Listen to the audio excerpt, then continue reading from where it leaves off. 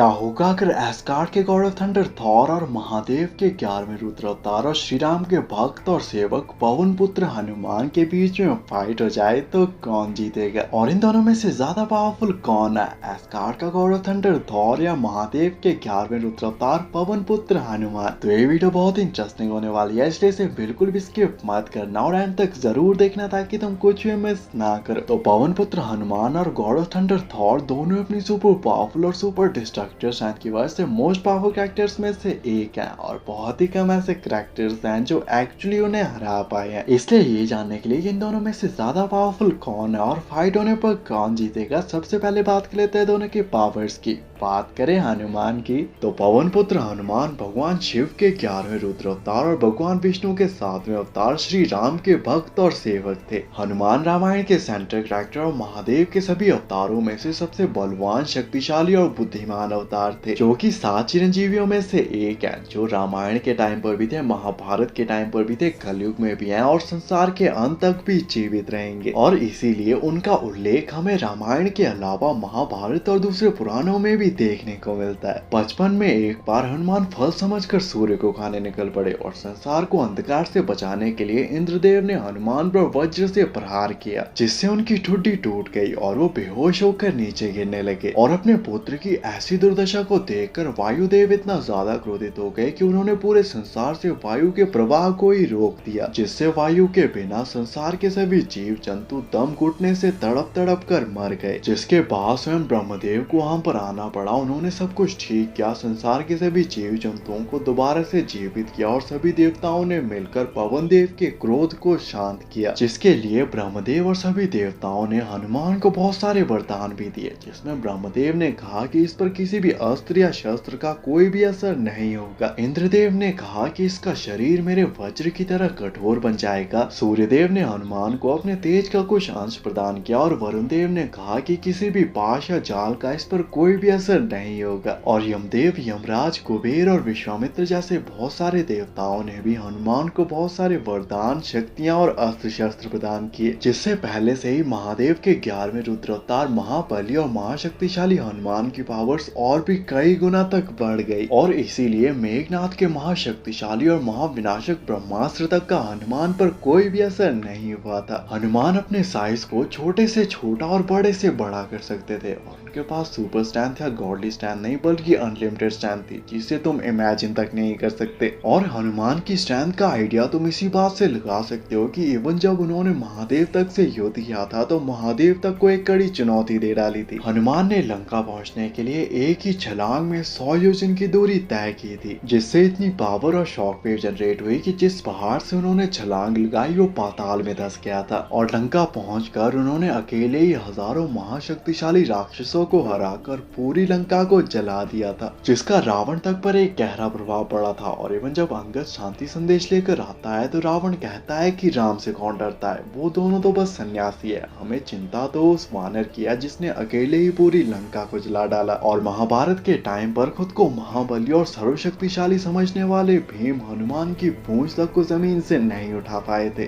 तो ये थी हनुमान की पावर्स। और हनुमान की पावर्स को अच्छे से जान लेने के बाद अब बात कर लेते हैं थॉर की और जानने की कोशिश करते हैं कि आखिर ये एस्गार्ड का गॉड ऑफ थंडर थॉर कितना पावरफुल है। तो थॉर एक एस्गार्डियन गॉड है जो कि ओडिन का बेटा और पूरे 9 रियाम्स का प्रोटेक्टर है। थॉर एक गॉड है, इसलिए उसके पास बहुत सारी गॉडली पावर्स भी हैं। बात करें कुछ बेसिक पावर्स की तो थॉर के पास godly strength, speed, stamina, durability और फ्लाई जैसी भी पावर्स हैं। और गॉडली स्ट्रेंथ को तुम सुपरमैन स्ट्रेंथ से बिल्कुल भी कंपेयर मत करना, क्योंकि इन दोनों में बहुत ज्यादा डिफरेंस है। थॉर के पास सुपर हीलिंग भी है और उसकी एज बहुत ही स्लोली बढ़ती है, इसलिए वो पिछले हजारों सालों से जिंदा है और अगले हजारों सालों तक भी जिंदा रहेगा। और एज के साथ उसकी पावर्स और भी बढ़ती जा रही हैं। थॉर गॉड ऑफ थंडर है, इसलिए उसकी पावर्स थंडर से रिलेटेड है, जिसमें वो वेदर को कंट्रोल कर सकता है, लाइटनिंग स्ट्राइक कर सकता है और उसका यूज करके बहुत ही पावरफुल लाइटनिंग अटैक्स भी कर सकता है। थॉर के पास यूनिवर्स के सबसे स्ट्रॉन्ग ओरू मेटल से बने हुए म्योनिर और स्टॉर्म ब्रेकर जैसी वेपन्स भी हैं, जो कि बहुत ही ज्यादा पावरफुल हैं और इमॉर्टल बीइंग्स तक को किल कर सकती हैं। थॉर बहुत ही ज्यादा ड्यूरेबल है और बड़े से बड़ा एनर्जी ब्लास्ट भी उसका कुछ नहीं बिगाड़ सकते, जो कि अपने स्टॉर्म ब्रेकर को बनाने के लिए न्यूट्रॉन स्टार की कॉन्सेंट्रेटेड एनर्जी बीम को भी सर्वाइव कर चुका है और अपने स्टॉर्म ब्रेकर से 6 इन्फिनिटी स्टोन्स की पावर्स को ब्रेक करके थैनोस का सीना चीर चुका है। तो ये थी थॉर की पावर्स। और थॉर और हनुमान की पावर्स को अच्छे से जान लेने के बाद अब बात कर लेते हैं फाइट कंपेरिजन कंपैरिजन की ओर जानने की कोशिश करते हैं कि इन दोनों में से ज्यादा पावरफुल कौन है और फाइट होने पर कौन जीतेगा। तो थॉर एक एस्गार्डियन गॉड है जो कि ओडिन का बेटा और पूरे नॉर्थ का प्रोटेक्टर है और उसका स्टॉर्म ब्रेकर इमॉर्टल बीइंग्स तक को किल कर सकता है। जबकि दूसरी तरफ हनुमान महादेव के 11वें रुद्र अवतार और श्री राम के भक्त और सेवक थे और वो महादेव के सभी अवतारों में से सबसे शक्तिशाली, बलवान और बुद्धिमान अवतार थे। थॉर अपनी फुल स्ट्रेंथ के साथ हनुमान पर अटैक करेगा, पर हनुमान बहुत ही ज्यादा शक्तिशाली और ड्यूरेबल थे, जिनका शरीर वज्र जैसा कठोर था और किसी भी अस्त्र या शस्त्र का उन पर कोई भी असर नहीं होता था। और इसीलिए इवन मेघनाथ के महाशक्तिशाली और महाविनाशक ब्रह्मास्त्र तक का हनुमान पर कोई भी असर नहीं हुआ था। इसलिए हनुमान थॉर के किसी भी अटैक को इजिली डॉज या सर्वाइव कर सकते हैं। जबकि दूसरी तरफ हनुमान अपनी गदा के एक ही वार से थॉर को एग्जिस्टेंस तक से इरेज कर सकते हैं। थॉर पावरफुल तो बहुत है पर इमॉर्टल नहीं है और वो भी एक दिन मरेगा जिस तरह से ओडिन मरे थे। जबकि हनुमान चिरंजीवी है जो कि संसार के अंत तक जीवित रहेंगे। थॉर बहुत ही पावरफुल कैरेक्टर है पर पावर्स के मामले में हनुमान थॉर से कई गुना ज्यादा स्ट्रॉन्ग और पावरफुल है और थॉर कभी भी हनुमान जी की पावर्स को मैच नहीं कर सकता। अगर इन दोनों में कभी फाइट होती है तो थॉर हनुमान जी के आगे 2 मिनट भी नहीं टिक पाएगा और ये फाइट शुरू होने से पहले ही खत्म हो जाएगी, जिसमें हनुमान इस फाइट के एक अल्टीमेट विनर होंगे और फाइट में चाहे जो भी हो इन दी एंड जीतेंगे लॉर्ड हनुमान ही। बाकी आपके हिसाब से इस फाइट की और क्या पॉसिबिलिटीज हो सकती हैं और नेक्स्ट वीडियो किस टॉपिक पर बनानी चाहिए कमेंट करके जरूर बताना। ऐसे अमेजिंग वीडियोस के लिए चैनल को सब्सक्राइब कर देना एंड थैंक्स फॉर वॉचिंग।